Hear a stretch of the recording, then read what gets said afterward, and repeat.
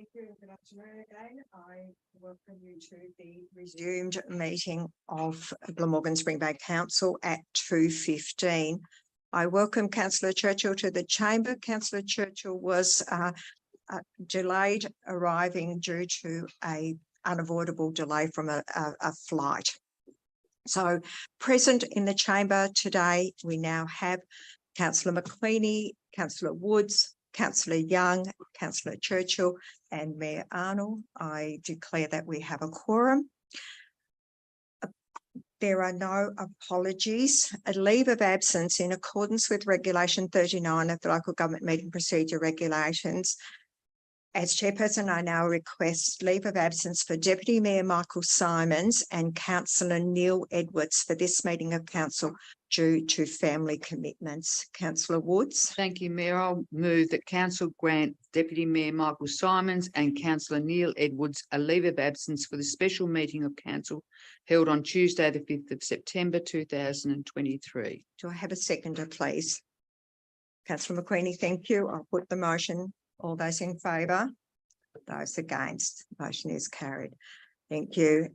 In attendance today, we have the Acting General Manager, Mr. Alex Woodward, Director of Works and Infrastructure, Mr. Peter Porch, Senior Planner, Mr. James Bonner, the Executive Officer, Mrs. Jasmine Kerr, and our Communications Officer, Ms. Eliza Hazelwood. Thank you.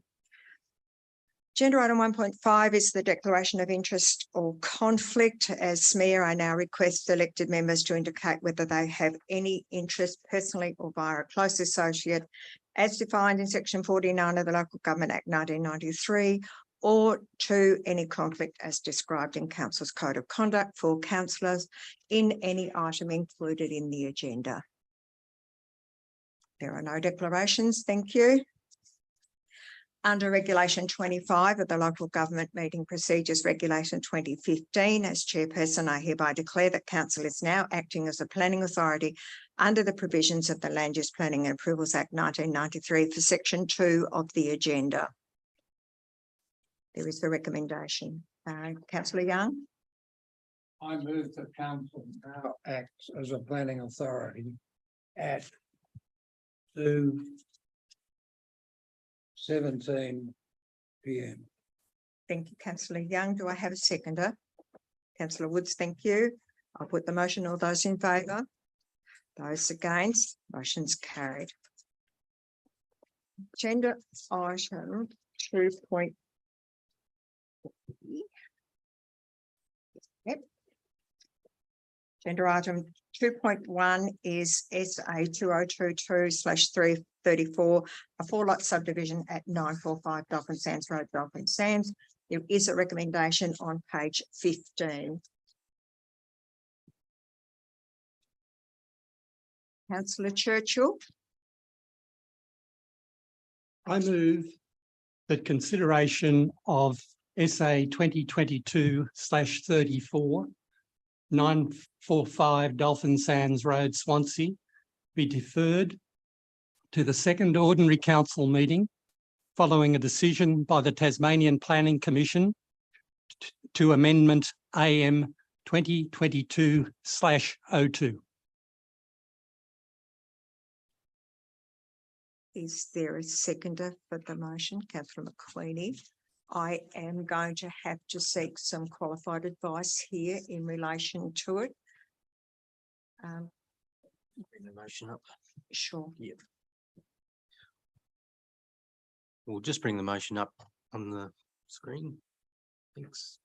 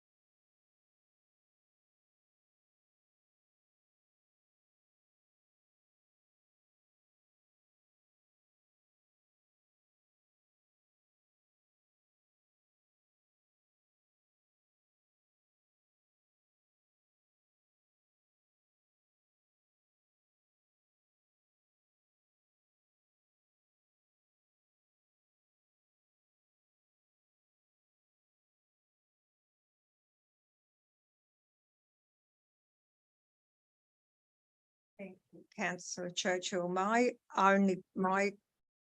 immediate question is how this would fit with the statutory date of the 8th of September, this matter. Through you, Mayor, I'll refer this to our senior planner, Mr. James Bonner, just to talk about the requirement for an extension and so forth. Thank you, Mr. Bonner. So the calculated statutory date is the 8th of September. So if we have no decision today, we'll have to ask for an extension of time from the applicant. So, Mr. Bonner, are you suggesting that we need an adjournment to be able to contact the applicant now, or I'm just a little bit confused about the procedural process of this? Yeah, well, we can ask for adjournment and I can contact the applicant for an extension and see if we can get an extension of time until because the difficulty is knowing when the planning commission is going to come back with a determination on the amendment. So Councillor Churchill, I understand, I think, your reasoning behind this. There's no question about that. I'm just concerned about the statutory requirements here in relation to it and whether is there potential for this to be deemed. Just a point of order, if I may. Yes, of course, Councillor We're Churchill. still at the point of we have the motion, we have a seconder. I mean, the motion may be defeated. Maybe. Defeated. So what we're talking about may not be relevant unless it is supported. So I just think as a point of order. So do you want me to put this motion? No, I want you to open it for discussion when you're ready. All right. Thank you. If I may, as I said, at the outset, my only concern is around the statutory date. If the motion goes through, that is my procedural concern. So, Councillor Churchill, on that basis, just bear with me, Councillor Young. Councillor Churchill, on that basis, would you like to speak to your motion? I would. Thank you very much, Mayor. Thank Point you. of order. No. But on a further point of order, if the motion is passed, it automatically means that this proposal will not be dealt with within the statutory time. And thus the consequence of the act is that it'll be deemed to be disallowed, which will give the developer an automatic right of appeal to TASCAT with the consequences that flow from that. I have a lot of sympathy for the motion, and if there is going to be a Tasmanian Planning Commission decision on the point, it seems to be a sensible motion. So, but I'm not sure whether we ought to deal with the motion before we get the consent to the extension of time from the developer or not. Because it'll be a knockback if we pass it. And Councillor Young. once it's knocked back, no extension of time retrospectively could fix it. Councillor Young, can I just, if I could just say, so procedurally, that is a concern there for me, particularly when we're acting as a planning authority, because the motion would seem to me that we're actually not making a decision on the particular development. And We're that's putting it off. No, that's true. I still think I'd like to overrule your point of order and hear Councillor Churchill's reasons, and then we can make a decision around whether we should adjourn and contact the developer, if I may. Thank you, Mayor. Councillor Churchill, thank you. Thank you, Mayor. We all know the issue of subdivision on Dolphin Sands is before the Tasmanian Planning Commission. There has been no subdivision on Dolphin Sands for several decades under the protection of a particular purpose zone. It was zoned particular purpose to protect this fragile and special environment from overdevelopment.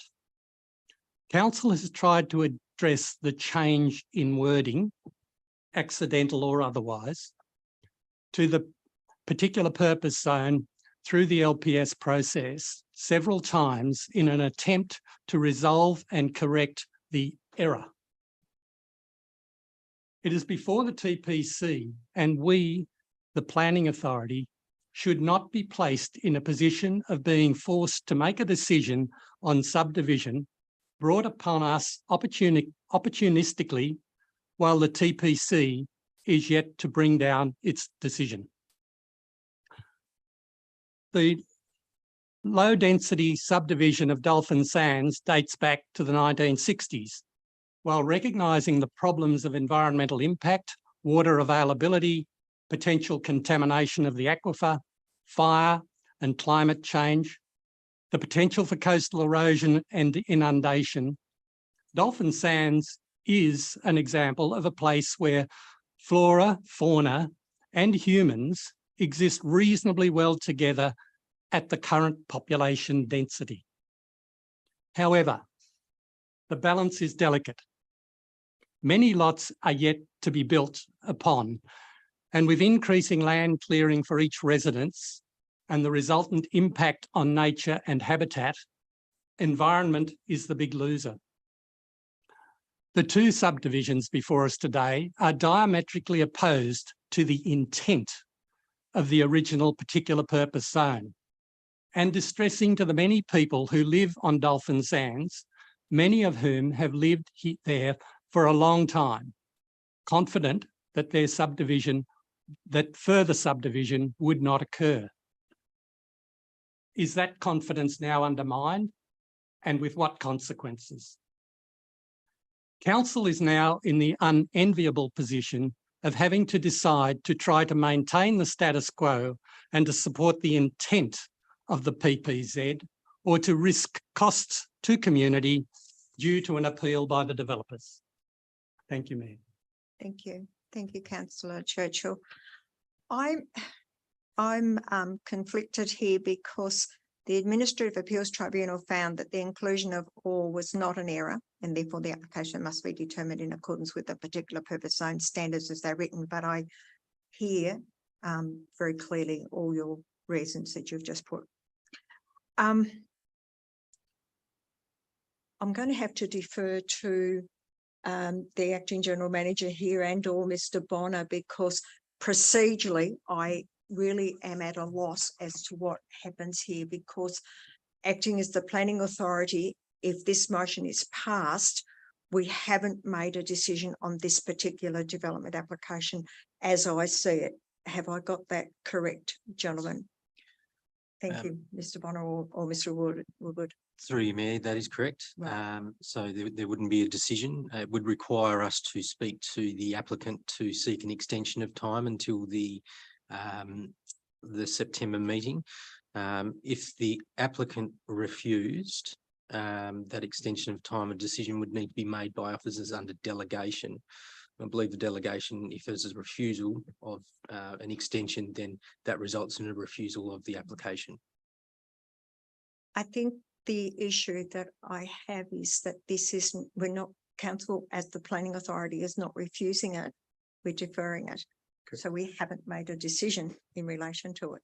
So that's again very much a difficult procedural situation to be in terms of planning, as I understand it. Yes, through you, Mayor. So essentially what would happen is if the applicant agreed to the extension, it would be brought back to council as per the motion. If the applicant refused, then the decision would need to be made under delegation by officers. Madam Mayor, I want to raise the further Yes, point of Councillor order. Young.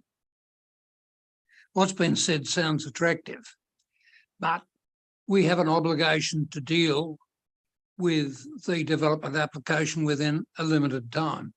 If this motion is passed, and I've got a lot of sympathy for it, if this motion is passed, we are deliberately putting off the decision-making time to a period outside our limits, and thus such the effect of this motion, if it is passed and there is no extension of time granted before the passage of it, it would be in effect, a refusal. I would strongly urge that there be a short adjournment. The developers be contacted and an extension of time be got, so that there's no argument that this is in effect knocking back the development application. Because after the extension of time, we might well come to the conclusion that we approve the development. I have no further comment to make. Councillor Young, I'm reluctant to adjourn the meeting. I think procedurally, we need an adjournment to gain some further qualified advice around the matter, around the procedural process when acting as a planning authority. So in that situation, in my capacity as the chair of the meeting, I will adjourn for 15 minutes. I will adjourn the meeting until 2:45 to gain further qualified advice on this matter. We'll resume at 2:45. Thank you. If you could